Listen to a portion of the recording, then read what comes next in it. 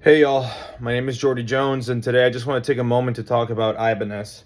So, this is a very brief video. I just wanted to give my thoughts. The reason why I'm making this is because recently I unfortunately had to sell a lawsuit era Ibanez, which, by the way, they are referred to as lawsuit eras, but in reality, it's more of a cease and desist.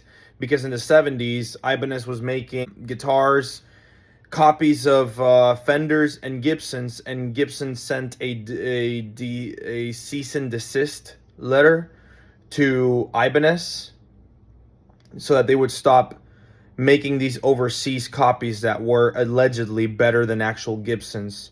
The headstock of the thumbnail that I just put on right now belongs to a Les Paul that I'm going to show y'all right now. Here's a lawsuit era Ibanez Les Paul, or like I said, cease and desist. Gorgeous guitar. I've had this one for a couple of years. But anyway, the reason why I wanted to talk about Ibanez is because I love this brand. In fact, whenever I started playing bass, and my older brother had an Ibanez that kind of resembled like a gem, kind of, but without the monkey grip. It was one of those like starter Ibanez guitars. Black one, looked just like a gem. And that was one of the first guitars that I ever started learning on, besides a nylon acoustic that was laying around it in my house.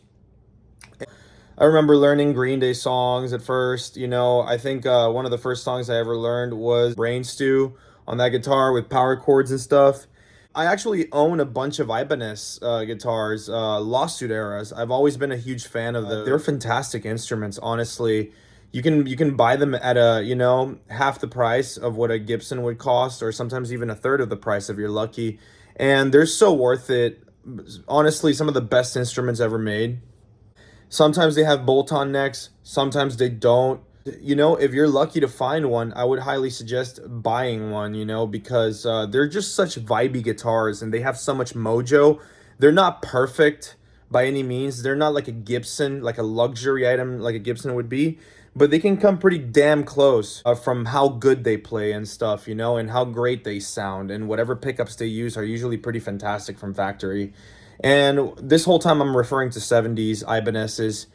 Pretty fantastic guitar. Highly recommend them. I have great things to say about Ibanez all around. Always been a huge fan. But it's these Gibson copies and Fender copies, the ones that I really love. I've been wanting to play a Steve Vai gem Ibanez. I just haven't come across one that I could play on. But one of these days I probably will. But anyways, I just wanted to say my praise about Ibanez's, in particular the 70s models, kind of like the headstock on the thumbnail that I just put up. And yeah, I'm moving forward. I'm probably going to make more videos involving Ibanez's. Unfortunately, I sold one recently, copy of a Gibson Jazz box. It was a badass one. Yeah, that's pretty much all I got. Y'all have a wonderful day. Peace out. Bye-bye.